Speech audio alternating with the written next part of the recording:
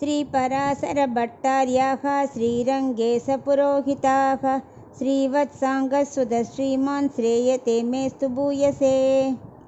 ஸ்ரீ விஷ்ணு சஹஸ்ரநாமத்தோட பெருமையை பற்றி ஆயுர்வேத சாஸ்திரம் என்ன சொல்கிறதுன்னா, எந்த மருந்துக்கும் உடம்பு சரியாக போகலைன்னா விஷ்ணு சஹஸ்ரநாமத்தை 3 தடவை சொன்னால் உடம்பு பூரணமாக குணமாயிடும் அப்படின்னு சொல்லியிருக்கான். ஒரு தடவை காஞ்சி பெரியவருக்கு மகானுக்கே ரொம்ப ஜுரம் வந்துதான். அவரான மாத்திரையெல்லாம் சாப்பிட வேண்டாம், எனக்கு ஒன்றும் வேண்டாம், நீங்கள் 3 தடவை விஷ்ணு சஹஸ்ரநாமம் சொல்லுங்கன்னாராம். அங்கே இருக்கிற சிஷ்யர்கள்லாம் சொன்ன உடனே 3ஆம் தடவை சொல்லி முடிக்கிறதுக்குள்ளே அவருக்கு அப்படியே ஜுரம் குறைஞ்சி வேர்த்து விட்டுருத்தான். அந்த அளவுக்கு ரொம்ப பெருமை வாய்ந்தது விஷ்ணு சஹஸ்ரநாமம். அதே மாதிரி பிரசவம் ரொம்ப கஷ்டமாக இருக்குன்னா அந்த சமயத்தில் நம்ம விஷ்ணு சஹஸ்ரநாமத்தை சேவிச்சுட்டே வந்தோமானா பிரசவம் கஷ்டமில்லாமல் முடிஞ்சிருமா. அப்படிப்பட்ட விஷ்ணு சஹஸ்ரநாமத்தில் இன்றைக்கி நம்ம பார்க்க போகிறது 22வது திருநாமம் ஸ்ரீமான். அதோட அர்த்தத்தை பார்க்கலாம். இது 21வது திருநாமமான நாரசிம்ஹ வப்புஹு, அதோட சேர்ந்தே சொல்லணும். நாரசிம்ஹ வப்புஹு ஸ்ரீமான், அதாவது நரத்வம் மிருகத்துவம் கலந்த திருமேனி உடையவர் ஸ்ரீமான். அழகே உபாயம், இவருக்கு அழகிய வடிவே உபாயம். அழகுனாலே நரசிம்மர் தான். விரோதி அழிப்பவர் நரசிம்மர் இல்லையா அப்படின்னு பார்த்தோம். ஆனால் அந்த உருவம் எங்களுக்கு பயத்தை கொடுக்குமோ? இல்லை இல்லை, அவர் தான் அழகியன் தானே, அறிவுருவம் தானே. நரசிம்மர் திருமேனியே ஒரு அழகு. இவர் ராமர் தூங்குறதே ஒரு அழகு. அதான் விஸ்வாமித்திரர் என்ன பண்ணுற, எழுப்ப மனசு இல்லாமல் கௌசல்யா சுப்ரஜாராமன் அதையே சொல்லிகிட்டே இருந்தார். அப்படியே அவர் அழகை ரசிச்சுண்டு.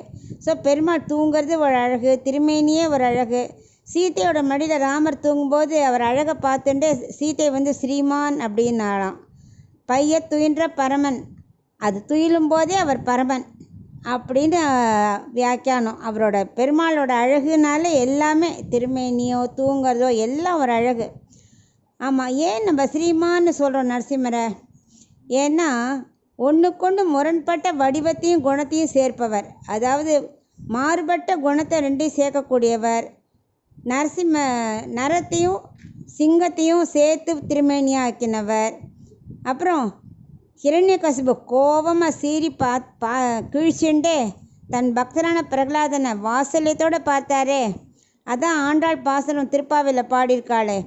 மாரிமலை முழஞ்சில் மன்னி கிடந்துறங்கும் சீரிய சிங்கம் அறிவுற்று தீவிழித்து வேரிமயிர் பொங்க எப்பாடும் பேர்ந்து உதறி மூறி நிமிர்ந்து முழங்கி புறப்பட்டு, அது கோபமாக அப்படி வந்தவர். போதருமா போலே பூவே பூவண்ணா, அப்படியே பிரகலாதனை பார்த்தோடனே அப்படியே சாந்தமாக வாசலத்தோடு பார்த்தாராம். அந்த மாதிரி ரெண்டுத்தையும் ஒரே சமயத்தில் காமிக்கக்கூடியவர் தான் நாரசிம்ஹ வப்புஹு ஸ்ரீமான். அதான் பீஷ்மர் அப்படி போட்டார், ரெண்டையும் சேர்த்து. இதுக்கு ஒரு சின்ன கதை பார்க்கலாம். திருமழிசை பிரான் இருக்கார் இல்லையா, அவர் என்ன பண்ண, ஒரு தடவை தசாவதார மூர்த்திகளுக்கெல்லாம் ஒரு அழகு போட்டி வச்சாராம். பார்க்கலாம் யார் தான் ரொம்ப அழகுன்னு பார்க்கலான்னு 10 அவதாரம் வரிசையாக நின்னாலாம். மத்ஸ்ய கூர்ம வராக 3 பேரும் முதல்லையே செலக்ட் ஆகலை. அப்புறம் நரசிம்மர் அவர் செலக்டட். அப்புறம் வாமனர் வந்தாராம். அவர் சின்ன காலை காமிச்சு திருவிக்கிரமாக மாற்றினார் இல்லையா. ஸோ ரெட்டை நிலைப்பாடு, ஸோ அதெல்லாம் சரிப்படாது அப்படின்னு சொல்லிட்டு அவரையும் சேர்த்துக்கலை. பரசுராமர் எப்போவுமே ரொம்ப கோவக்காரர், இங்கே கோபத்துக்கு இடமே கிடையாது அப்படின்னு சொல்லிட்டு அவரும் அனுப்பிச்சுட்டா. அப்புறம் ராமர் நல்ல பொறுமையே வடிவானவர், அதனால் அவர் சேர்த்துன்ட்டா. பலராமன் கிருஷ்ணர் 2 பேரும் ஒரே குடும்பத்துலேருந்து வந்தவா இல்லையா, ஃபேமிலி இல்லையா. அதனால் பலராமன் வெளியில் போயிட்டார், கிருஷ்ணரை மட்டும் எடுத்துட்டா. கல்கி அவதாரமே இன்னும் வரல, அதனால் அவர் சேர்த்துக்கவே முடியாது. இப்போ நரசிம்மர் ராமர் கிருஷ்ணர் 3 பேர் இருக்கா இல்லையா. ஸோ அடுத்தது என்ன பார்த்தா, இந்த 3 பேரில் யாருன்னா இவர் தான் பாதி சிங்கம் பாதி நரன், அதனால் இவர் தான் ரொம்ப அழகு அப்படின்னு பார்த்தாலாம். அதனால் ராமர் லக்ஷ்மணர் கூட அவ்வளோக்கு அழகு இல்லை. ஏன்னா ராமருக்கு எப்போவுமே ஏதானு பட்டிமன்றம் நடந்தால் உடனே ஆரம்பிச்சிருவா.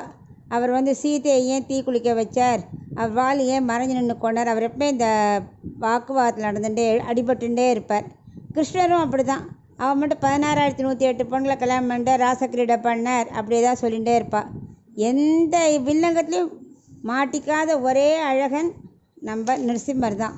அந்த நரசிம்மரோட அழகுக்கு தான் எல்லாரும் மயங்கினாலாம். அதனால தான் அவருக்கு பேரே அழகிய சிங்கர் அப்படின்னே பேர். மகாலட்சுமியை வந்து மற்ற பெருமாள்கிட்டெல்லாம் மார்பில் தானே இருக்கா, அதனால் முகத்தை ஒழுங்காக பார்க்க முடிஞ்சு ரசிக்க முடியலையாம். அதனால் நரசிம்மரை வந்து மடியில் வந்து அமர்ந்துட்டா. அப்போ தான் ஸ்ரீமானின் அழகு அப்படியே ரசிச்சுட்டே பார்த்துட்டே இருந்தாளாம்.